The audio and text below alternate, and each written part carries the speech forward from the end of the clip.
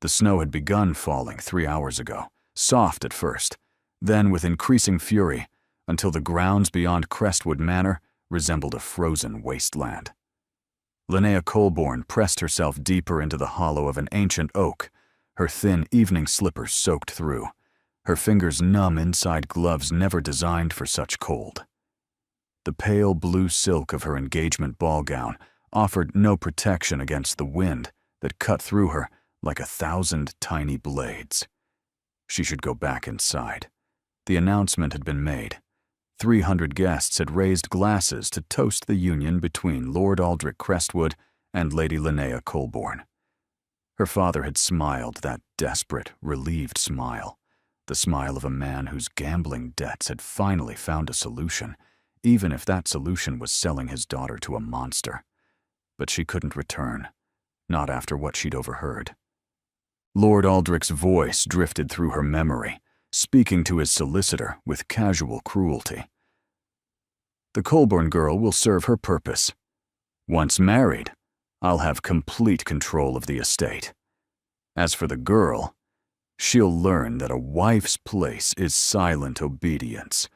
If she proves troublesome, there are private institutions that specialize in managing difficult women. She had fled through a servant's entrance, while guests celebrated her doom.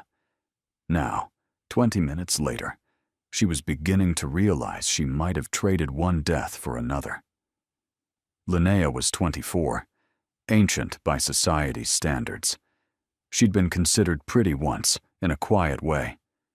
Chestnut hair, gray-green eyes that people called thoughtful, when kind, and too serious, when not. Her first season at 18 had shown promise, but after her father's gambling destroyed them, suitors had evaporated.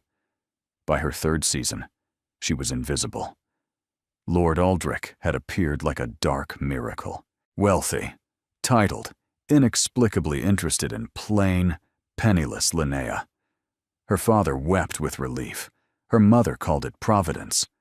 Linnea had known from the first moment Aldrich's cold eyes assessed her like property that it was neither. The wind howled. Her vision blurred at the edges, hypothermia setting in. She should stand, should move, and should force herself back toward the manor. But some stubborn part of her simply couldn't. Perhaps this was better. A quiet ending rather than years of silent obedience. Her eyes drifted closed. She wasn't certain how much time passed. The cold had stopped hurting. She felt almost peaceful, floating in a white void where Aldrich's voice couldn't reach her. Then, boots crunching on snow. A voice, deep and alarmed. Good God, is someone there? She managed a small sound. Then hands lifted her, warm, impossibly warm, carrying her against a chest that radiated heat. Stay awake. The voice was commanding, aristocratic. You will not die in my woods. I forbid it. Through fading consciousness, she caught a glimpse of him. Dark hair dusted with snowflakes, a jaw carved from granite, eyes the color of aged whiskey, burning with intensity. This wasn't Lord Aldrich. Who? She whispered. Questions later. Survival first. Then warmth hit her. They were inside somewhere. She heard voices, rapid orders. Hot water bottles, blankets. Send for Dr. Hartley immediately. She was lowered onto something soft before a roaring fire. The last thing she saw was his face, striking, aristocratic, watching her with an expression she couldn't decipher. Then darkness claimed her. Lorcan Ashworth, 7th Duke of Ravenmore, stood before the fire in his study, trying to make sense of the evening. He'd been returning from a tedious card party when his horse startled near the old oak. He'd expected a fallen branch, not a woman in a ball gown, curled in the hollow, her lips blue, her skin cold as marble. The nearest entertainment tonight was Crestwood Manor. Lord Aldrich's engagement ball, an event to which Lorcan had certainly not been invited, given their mutual hatred since Eton. Was this woman connected to that? His grandmother swept in, silver hair plaited, blue eyes sharp. Who is she? I don't know yet. The eastern boundary leads toward Crestwood Manor. Ottilie settled into a chair. Lord Aldrich's engagement was announced tonight. You think she's connected? A woman in a ball gown doesn't wander into a snowstorm without reason. After she left, Lorcan remained by the fire. What had this woman been running from? And why did he desperately want to know? Linnea woke to warmth and confusion. The bed was impossibly soft, the linen scented with lavender. This was not Crestwood Manor. Memory returned. The announcement, Aldrich's horrible words, the desperate flight, the cold, then arms lifting her, a voice forbidding her to die. You're at Thornhaven Hall, a maid explained. The Duke of Ravenmore's estate. His Grace found you in the storm. The Duke of Ravenmore, Lord Aldrich's most hated enemy. Lorcan Ashworth thinks himself above us, Aldrich had sneered. I'd give anything to see him humbled. She was in her fiancé's rival's home. A knock announced the Duke himself. In morning light, she saw him properly. Tall, broad-shouldered, dark hair swept back from aristocratic features. Handsome in a way that made sensible thoughts difficult.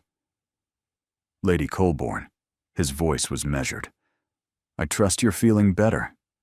He knew her name. Your Grace, I must apologize for the imposition. If you could provide transport to a coaching inn. The roads are impassable. Dr. Hartley has forbidden travel for 3 days. He paused. You are not going anywhere. The words should have felt like a trap, but his tone held concern, not command. I know who you are, he continued.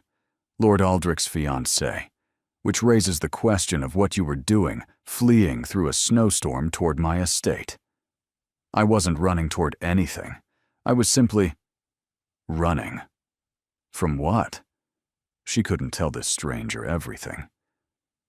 From a situation that had become intolerable. Lady Colborne, were you attempting to harm yourself? The question struck like a blow. No, I simply didn't care enough to prevent it. Something flickered in his expression. Recognition, perhaps. My mother died 6 months after my father. They said fever, but I suspect she simply stopped fighting. He paused. The distinction matters to me. Before she could respond, he moved toward the door. Rest. We'll speak this afternoon.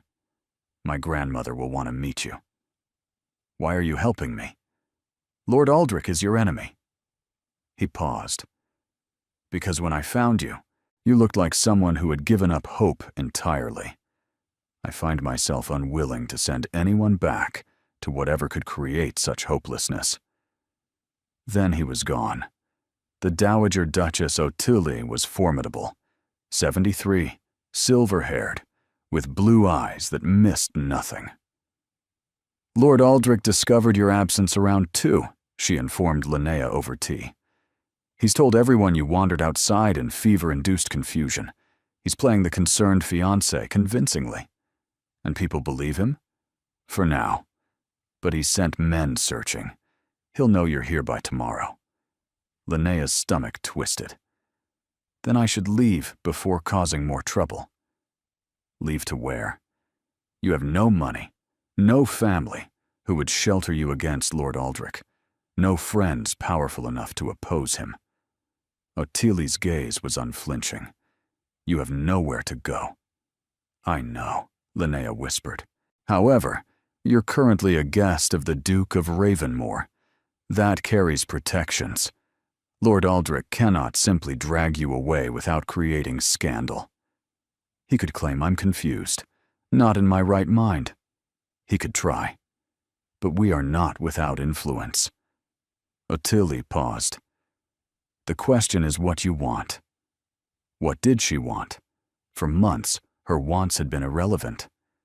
I don't want to marry him, she said quietly. He's cruel. I overheard him telling his solicitor, That if I proved troublesome, he'd have me committed until I learned obedience. I see.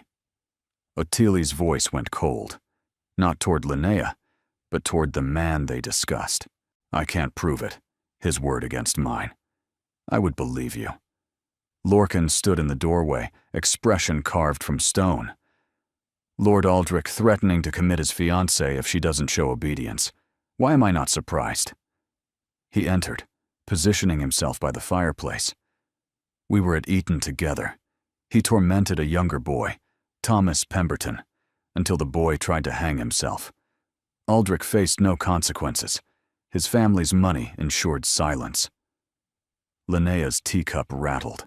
I know what kind of man he is, Lorcan continued, and I am not sending you back to him. We need strategy, Ottilie said. Lady Colborne is legally engaged. Simply refusing to return her isn't sustainable. Then we find a sustainable solution. Her father's debts can be repaid. I'll cover them myself. Linnea stared at him. Why? You don't owe me anything. Some things should be done because they're right. His voice was firm. You'll remain here as our guest. Any attempt by Lord Aldrich to remove you will be met with our full opposition. The scandal will be his problem. Let him explain why his fiancée fled into a snowstorm. Linnea looked at these strangers, who had become her unlikely champions. I don't understand any of this, she said. You have no obligation to help me. Lorcan crossed the room and knelt before her chair. Linnea, I need you to start believing that you deserve good things, that kindness can be genuine, that not every offer comes with a price. Her eyes burned. That's a large request. I have faith in you. Lord Aldrich arrived the next morning, his carriage cutting through the snow like a guillotine blade. Linnea watched from her window, fingers gripping the curtain until her knuckles whitened. Then she straightened her spine and descended to the study. The tableau was theatrical. Lorcan stood behind his desk. Ottilie occupied a chair by the fire, and Aldrich, golden, polished, his blue eyes fixed on Linnea with intensity that made her skin crawl. My darling, his voice dripped honeyed concern. Thank God you're safe. The fever must have caused confusion, wandering into a storm like that. I didn't have a fever, Linnea said quietly. Something flickered in his eyes, surprise at her contradiction. He recovered smoothly. You must have misheard something, or hallucinated. Come, my carriage is waiting. Lady Colborne is not well enough to travel, Lorcan cut in. With respect, Ravenmore, she is my fiancée. She is my guest. My physician advises against travel. I have my own physician waiting. That won't be necessary. The two men faced each other, Aldrich beautiful in a cold, calculated way. Lorcan darker, rougher, somehow more real. I overheard you, Lord Crestwood, Linnea said, surprised by her own steadiness. In your study, discussing how you'd manage me, institutions for difficult women. The mask slipped. For one moment, she saw cold fury, calculating cruelty. Then it smoothed over. You must have misheard. She didn't mishear, Lorcan said flatly. I've known you 20 years, Crestwood. I know exactly what you are. This is absurd. The contracts are signed, engagements can be broken, Ottilie observed calmly, not without consequences. Aldrich's eyes swung to Linnea. Break this engagement, and your reputation is destroyed. I'll call in your father's debts immediately. You'll have nothing.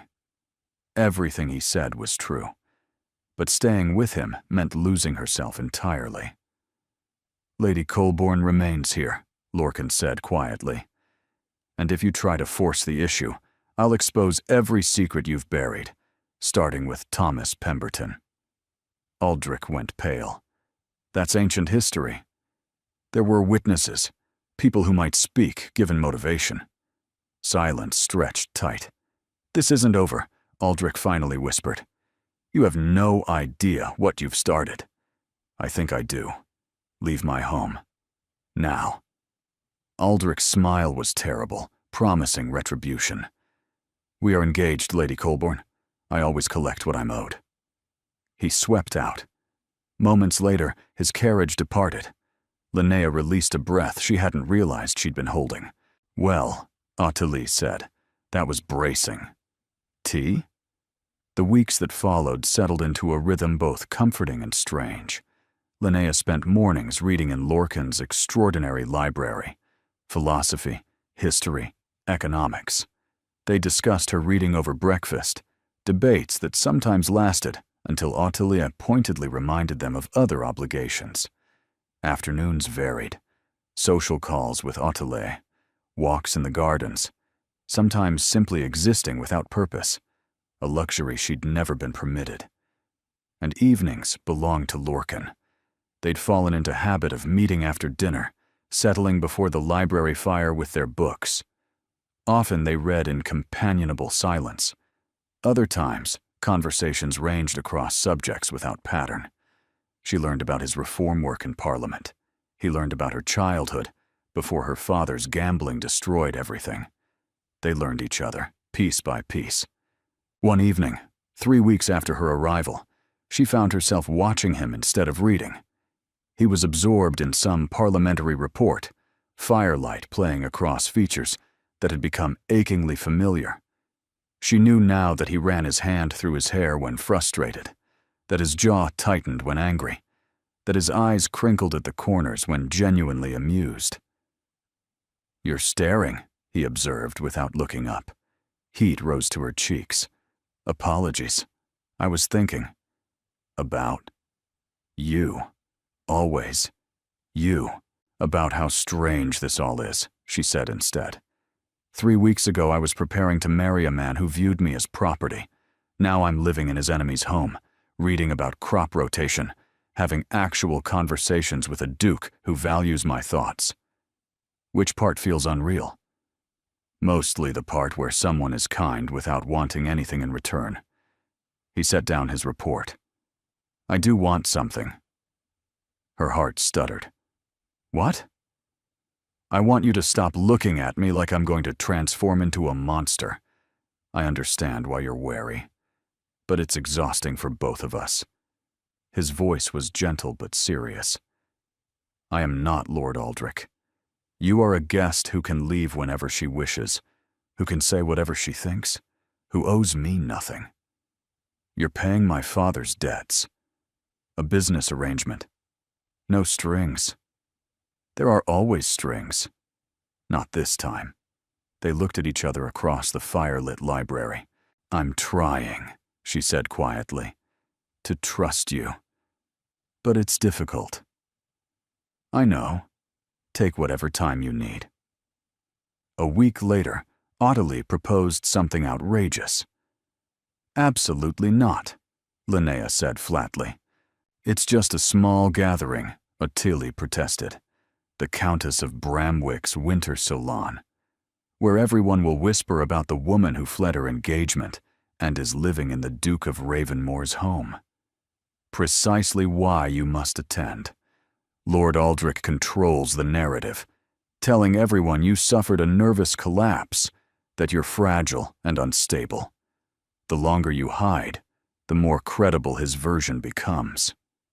"She has a point," Lorcan said from the doorway. "A public appearance demonstrates you're not the confused invalid he's describing. I'll accompany you," he continued. "We present a united front. Anyone who wants to attack you goes through us first." Despite everything, Linnea felt her lips twitch. "You really do hate him." "With passion. Come to the salon. Let London draw their own conclusions." The Countess of Bramwick's salon glittered with candlelight and crystal. Perhaps 60 guests mingled, their conversations humming beneath a string quartet. Linnea stood at the entrance, Lorcan's arm solid beneath her gloved hand. "Breathe," he murmured. "They're just people. People who are staring. Let them. You look magnificent." She did. Ottilie had ensured that. Deep emerald velvet that made her eyes luminous, finer than anything she'd worn in years. The evening proved strange. She'd expected hostility.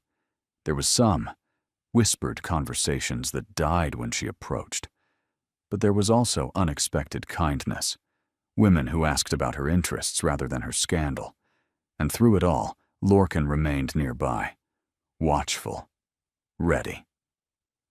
Then Lady Isadora Crestwood approached, beautiful, cold, unmistakably Aldrich's cousin, the Duke of Ravenmore and his charity case. How touching. Lady Isadora, Lorcan said flatly, no one invited you into this conversation. Privilege of being Aldrich's cousin.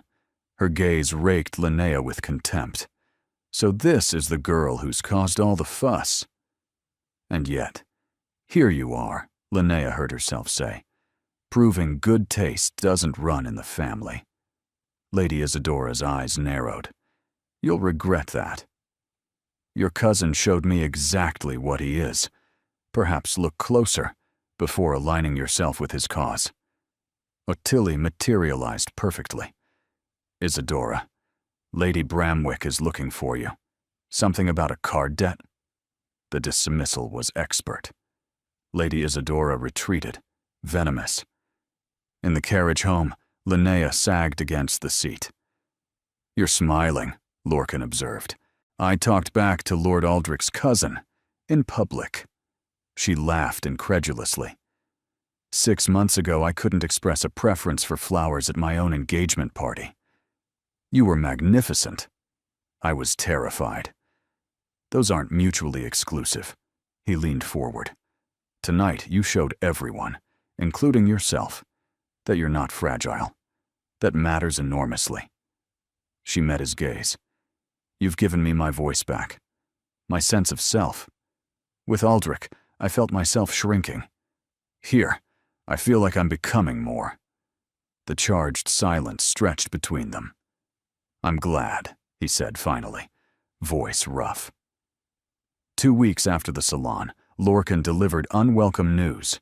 Lord Aldrich has been implying improper conduct between us, building a narrative. The honorable fiancée whose confused bride was seduced by his rival. That's ridiculous. We've been entirely proper. He doesn't need proof, just enough doubt. Lorcan's expression was serious. We need to make decisions about your future. My options? Formally break the engagement and weather the scandal. Leave England entirely. He hesitated. Or we remove the scandal by giving it a different ending. She stared, not comprehending. The reason Aldrich's insinuations have power is because there's no legitimate explanation for your presence here. But if you were engaged to me, those questions evaporate. Her breath caught. A fake engagement. Strategic, with the understanding it can be dissolved whenever you wish, no consequences. Why would you do this? It binds you, too. I have no interest in pursuing marriage, never have. This serves us both. You get protection, I get gossips off my back about finding a wife. She searched for hidden strings, found nothing but sincerity. You truly don't want anything? Only that you start believing you deserve good things. She looked at this man who'd pulled her from snow, who'd stood against Aldrich, who'd given her books and conversation and space to become herself. How long would it last? As long as you need. 6 months, a year. We announce it publicly, attend events together. When you're ready, we end it amicably. And what's expected of me? Nothing beyond what we're already doing. Conversation, companionship. Tell me if you ever feel trapped. You're nothing like a cage. The words escaped unbidden. Is that a yes? He asked quietly. She thought of Aldrich still plotting, her father's debts, the whispers everywhere. Then she thought of Lorcan, how he listened, challenged her thinking, made her feel worth protecting. Yes, I'll agree to this arrangement. His smile was like sun breaking through clouds. The engagement was announced the following week. Society's reaction was everything they'd hoped. Shock, intrigue, and most importantly, a complete reframing of the narrative. Lady Colborne wasn't Aldrich's confused, fever-addled fiancée. She was the woman who'd chosen Ravenmoor over Crestwood, a delicious scandal that painted Aldrich as the rejected party. Linnea found herself enjoying the role more than expected. Attending events on Lorcan's arm felt natural now. They'd developed a rhythm, shared glances, inside jokes, the easy communication of people who genuinely enjoyed each other's company. Society believed their engagement because it looked real. Because, Linnea realized with growing alarm, it was beginning to feel real. She caught herself watching for his arrival at breakfast, counting the hours until their evening conversations, noticing how her pulse quickened when he smiled, when he leaned close to whisper something wry about their fellow guests, when his hand brushed hers during a dance. She was falling in love with him. The realization terrified her. After everything, after Aldrich, after learning how dangerous it was to trust, she was doing it again. Believing in a man's kindness, hoping for something good. But Lorcan wasn't Aldrich. Lorcan, who had carried her from the snow, who had stood against his rival to protect a stranger, who spent evenings discussing philosophy, who valued her opinions, who made her laugh, who looked at her sometimes with an intensity that made her wonder if she was alone in these feelings. One evening, 2 months into their arrangement, they attended a ball at Lord Westbrook's estate. The evening had been pleasant. Dancing, conversation, the usual social theater. But as they waited for their carriage, snow beginning to fall softly around them, Lorcan turned to her with an expression she couldn't read. Linnea. Yes? He seemed to struggle for words, unusual for him. This arrangement, it's working well. It is. Perhaps too well. He paused. I find myself forgetting it's temporary. Her heart hammered. Lorcan, I know we agreed this was strategic, business.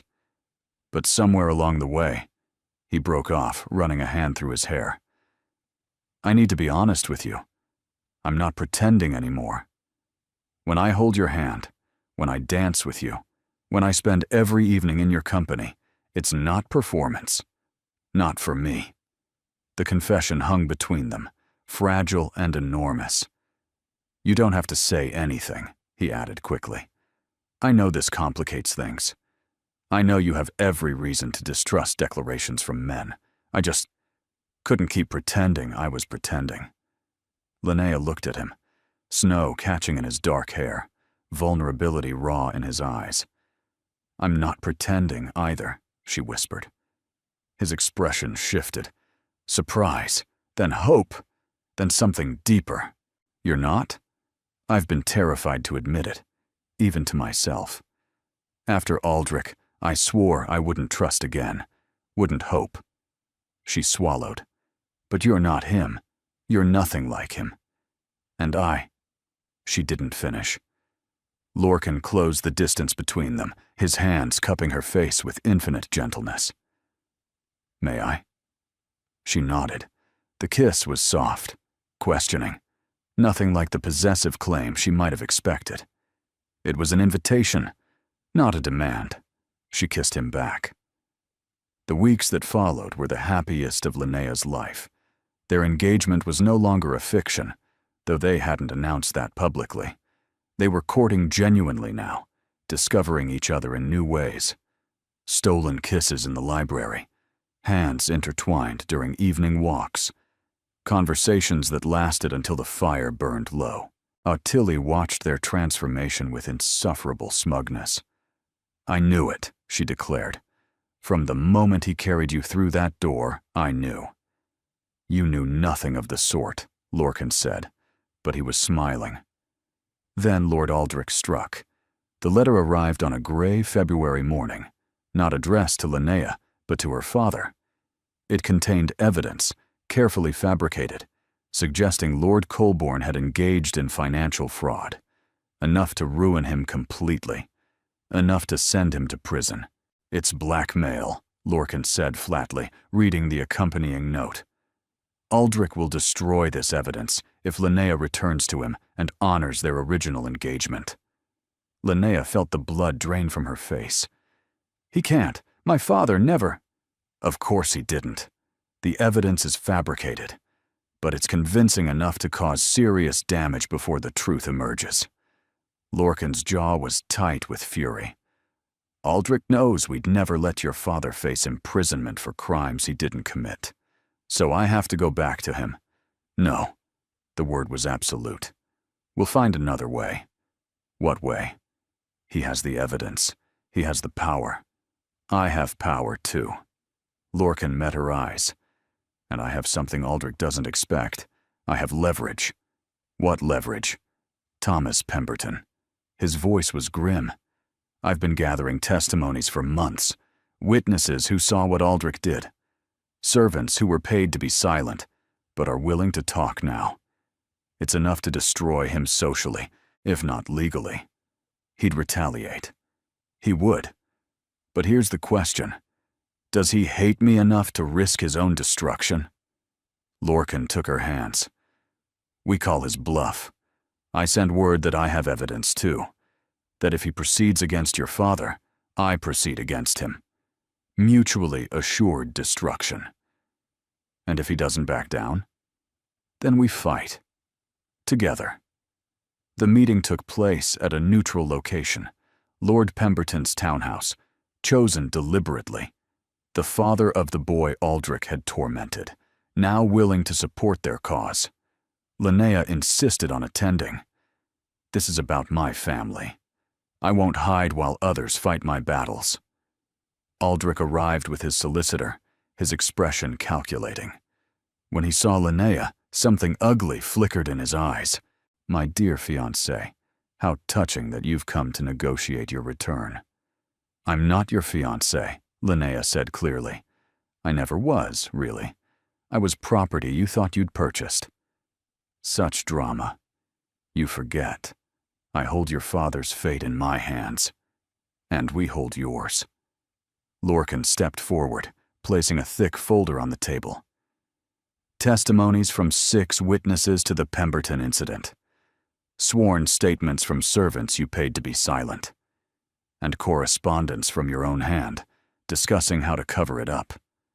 Aldrich's composure cracked. Those letters were stolen. Does it matter? They exist. They're detailed, and they'll destroy you. You wouldn't dare. The scandal would touch you too. Harboring another man's fiancée. I'll survive scandal. Will you survive being known as the man who drove a child to attempted suicide and paid to bury it? Silence stretched. What do you want? Aldrich's voice was barely controlled. The fabricated evidence against Lord Colborne, destroyed. The original engagement dissolved publicly, with a statement that you've graciously released Lady Colborne from her commitment, and you never contact her or her family again. And if I refuse, then tomorrow morning every newspaper in London receives copies of this folder. Aldrich looked at Linnea with pure hatred. You think you've won? You're marrying a man just as controlling as me.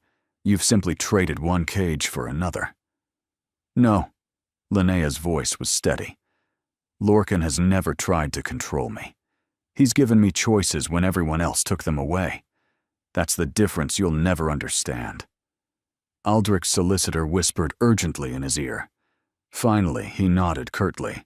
Fine, you'll have your dissolution. But don't expect me to forget this, Ravenmore.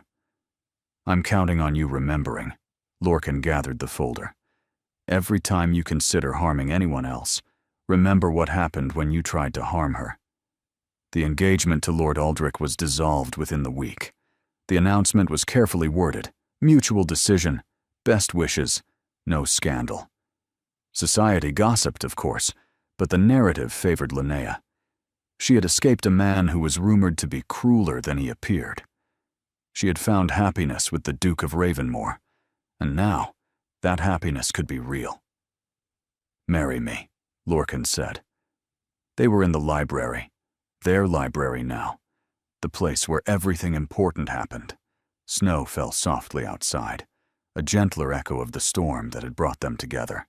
You've already asked me that, Linnea pointed out. The strategic engagement, remember? That doesn't count. I'm asking properly now. He took her hands. Linnea, I have loved you since you told me you weren't trying to die, just didn't care enough to prevent it. I have loved your intelligence, your courage, your refusal to be broken by circumstances that would have destroyed anyone else. I want to spend my life discussing philosophy with you, arguing about politics, watching you become whoever you want to be. Her eyes filled with tears.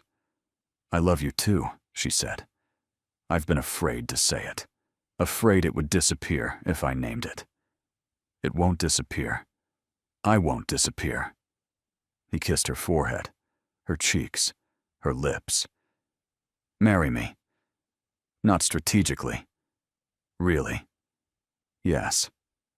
The word came easily now. Yes. I'll marry you. The library at Thornhaven Hall was considerably more chaotic than it had been 3 years ago. Linnea sat in her favorite chair, a book abandoned in her lap, watching her husband attempt to prevent their 18-month-old son, Sebastian, from eating the pages of a first-edition Descartes. No, darling, Lorcan said patiently. We read philosophy. We don't consume it literally. Sebastian responded by grabbing his father's nose. He has your determination, Linnea observed. He has your complete disregard for rare books. I have never disregarded a rare book in my life. You used that 16th century botany text as a coaster last week. It was already damaged. Sebastian, bored with his father's nose, made a determined crawl toward the fireplace screen. Lorcan intercepted him with practiced ease. Your mother arrives tomorrow, he said, settling their son on his lap. Something about wanting to see her grandson and also having opinions about the nursery decorations. Ottilie always has opinions. She's earned them. He smiled at her, that rare, transformative smile that still made her heart skip. She was right about us, after all. She was right about you. I was a gamble. The best gamble I ever took. He rose, Sebastian tucked against his shoulder, and crossed to her chair. Have I mentioned lately that I love you? Not in the last hour. Oversight. I love you, Linnea Ashworth. I love our chaotic, book-destroying son. I love the life we've built. She reached up to touch his face. I love you too. Even when you let Sebastian near the rare books. That was once. It was 3 times this week. Their son chose this moment to grab a fistful of his father's hair and yank enthusiastically. I think he's ready for his nap, Lorcan said with remarkable calm. After Sebastian was settled in the nursery with his nurse, they returned to the library together. The fire crackled softly. Snow had begun to fall outside. A gentle snow. Nothing like the storm that had nearly killed her 3 years ago. Do you ever think about that night?